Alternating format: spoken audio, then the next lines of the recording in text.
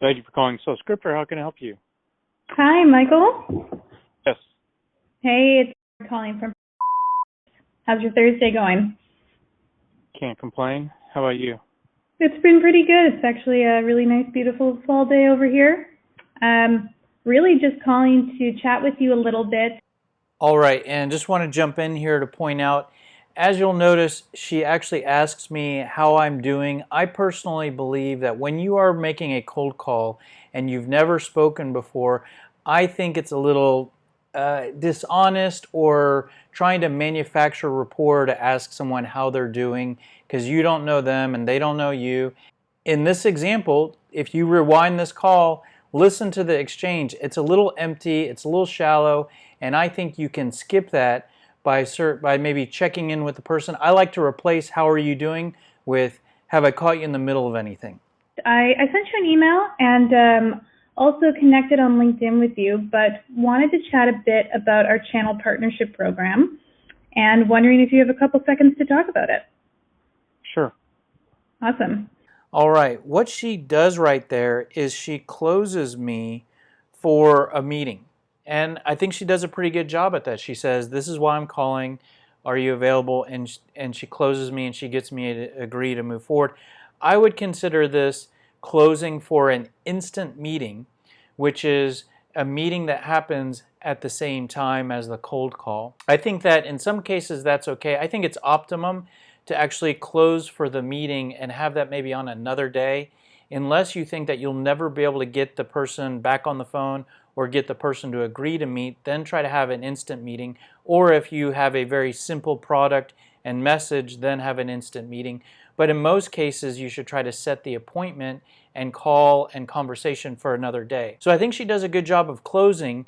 It's what she does next that I think is not great, and let's listen to what she does next. So I don't know if you know too much about, but we are online proposal software. I don't know if you use anything like that in your current process. In my current sales business, Yeah, exactly.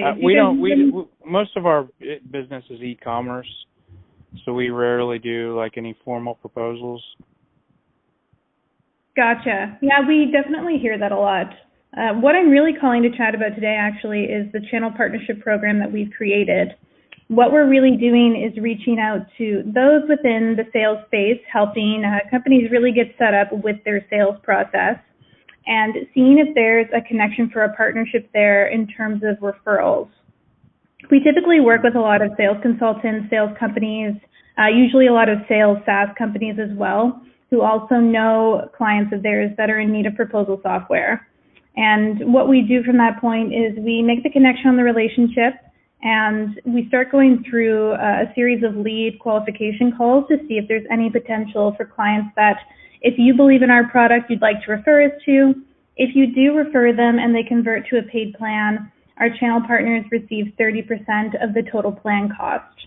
Because those referrals start at our enterprise level package, which would be our Venti package, it begins usually around $8,000 USD. So the commission is typically around $2,400 US. And what I'm really just wondering today is if you see any kind of connection within that partnership, if it sounds like something that you currently do with another company, or if it sounds like something you'd like to learn a little bit more on. All right, and so what she does right there, she shares a lot of information. And what I will give her credit for is that she does a very good job of communicating and explaining the details of what she wants to talk about. The problem is that it's too early for all of this. This is in the category of show up and throw up. I believe that every salesperson should kind of go through these three main steps: initial contact, meeting, presentation. The initial contact is a 2 to 5 minute phone call, and the goal of the initial contact is to confirm and close me on the meeting step of the sales process. The meeting step of the sales process could be anywhere between a 10 to 20, 30-minute conversation, and the first half of that conversation should be all about me, her learning about me, and the second half of that conversation could be about her. And it's in that second half that she could share these details and then try to close me for the presentation. The presentation, she could go into more details than this. But what I believe is that by her just throwing all this out at me too early, my head's kind of spinning. I don't know what she's really talking about, to be totally honest with you. And I'm not at any point to kind of agree to anything. She hasn't built any interest, and she really hasn't learned anything about me yet. I don't have a relationship with another company. I can't say that it's ever come up in the past with clients where we've talked about proposals. But certainly, I mean, I could hang on to your email and keep you in mind, and if it comes up, then I could investigate it sort of on a case-by-case basis in terms of sending over a referral or whatnot. That would be great. Just out of curiosity, do your clients typically come to you for recommendations on any kind of sales software? And so when she's not able to close me, I basically give her the objection that I'll keep her in mind, and I think I'm genuine with that. And she responds to that in a decent way. Instead of accepting that in the call ending, she keeps the conversation going, which is good. And she does that by asking a question, which is one of the best things to do in this scenario. She should have done this at the beginning. Instead of jumping to her presentation, she should have opened the call and started to learn a little bit more about me. Yeah, do they reach out to you and ask for, do you know a software that would work well for A, B, and C in terms of our process? They sometimes, yeah. Mm-hmm. Is that usually around a CRM typically, or? I don't know. It's been a variety of different things. What are you doing? Do you have any recommendations for content marketing, video stuff, whatever? Just a variety of different sales and marketing tools. Gotcha. It can be just about anything. Definitely hear that from a lot of people as well. Usually where we come into a connection is if somebody is also looking for a CRM. So if you have recommendations for your clients on CRMs, usually HubSpot or Salesforce, we have native integrations with both. So it creates a really nice connection and sales process there because the integration is already in place and makes a very smooth sales process. Okay, good. I'd love to chat a little bit more about this with you. I know I kind of caught you off guard on this phone call. Would you want to set up a meeting maybe a little bit later so I could dive into a bit more of the details? At that point, it might give you a better overview of what we're looking for in terms of the partnership. And if you do have any clients that come to mind, even if they haven't reached out to you that maybe could fit into that category, it would be a great place to start. Yeah, I see your email in my inbox. Why don't I just hang on to your info and keep you in mind for now?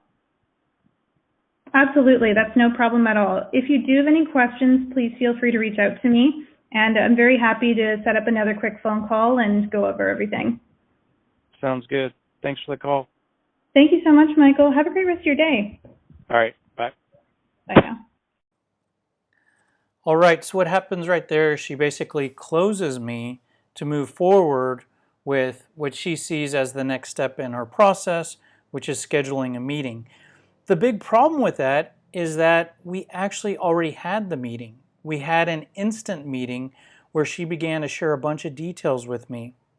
And I believe that the cold call could have gone better and she could improve her ability to close me if she did not have the instant meeting, have a shorter cold call, and then close me for the meeting at the end of the cold call. Let me show you what I would do if I were her in the cold call script that I've created for her product. And here's the introduction. Hello, Mary. This is Michael Halper calling from Company X. Have I caught you in the middle of anything? Next step in the cold call script is to deliver some sort of opening value statement, value proposition. Great. The reason for my call is we help sales consultants to generate an extra stream of revenue and to also have a tool to recommend in the area of proposals for their clients. But I'm not sure if we are a good fit for you, and that's why I'm reaching out with a question or two. Now advancing to some pre-qualifying questions, maybe some pain questions, maybe some current environment questions. How often do you have clients that ask for help with generating proposals? Are you currently working with any tools that help with generating proposals? How interested are you in adding an additional source of revenue or income? So these questions are going to get some conversation going. I'm going to extract some information from the person that I'm talking to. Maybe I might identify that it's a fit, might identify that it's a need. That will give me a reason to close. Maybe I identify that it's not a fit and it doesn't make sense for us to meet. If I'm not able to identify a need or fit, I may just share some pain points with them. Well, a lot of businesses that consultants work for, from our experience, often have concerns that it takes a lot of time to put together proposals, and it can actually be difficult to make proposals look good. And you know what? Actually, a good proposal can be the difference between winning business and losing business. Do you know if any of your clients actually have any of those concerns or pain points? Well, you know what, Mary, it might make sense for us to talk in more detail because, as I mentioned, I'm with Company X, and we actually provide a proposal generation tool. This application will actually help to automate the proposal generation process. It decreases the time it takes to make proposals. It actually improves the way proposals can work. This tool alone can increase the win rate for your clients' proposals that they submit to their clients. Mary, we worked with a sales consulting firm recently, and they started recommending our proposal generation app to their clients. And this helped their clients to reduce the time they spent generating proposals, and they were able to improve the look and feel, layout, design of their proposals at the same time. This not only helped the consulting firm to improve the quality of the consulting services they were delivering because their clients were basically closing more deals, but it also helped that consulting firm to generate an additional stream of revenue in addition to all their consulting fees. So you know what? I tell you what, I've called you out of the blue. You weren't expecting my call. I'm getting into some details here. Are you interested in talking a little bit more about this? You mentioned having some clients that often talk about generating proposals. If you'd like, what we can do is schedule a 15-20-minute call. I can explain this in more detail and maybe show you the tool a little bit. I tell you what, are you available next Tuesday or Thursday morning? Or, if you have 15 to 20 minutes, we could jump right in and talk about it now. If you can see how my recommended changes would have improved her cold call, improved her ability to manage and organize the call, improved her ability to close me on the next step of her sales process, improved how she organized the steps of her sales process, you can use that exact same structure for your own product or service and cold calls. And you can just take what you've seen here and apply it to what you sell and create your own call script. But if you really want to go to the next level, our software application, SalesScripter, is designed to help you to build out that structure. So SalesScripter will actually help you to build your sales message. And once you've entered your sales message into SalesScripter, SalesScripter will dump your sales message into a library of different call scripts and emails and voicemails and objection responses and whatnot.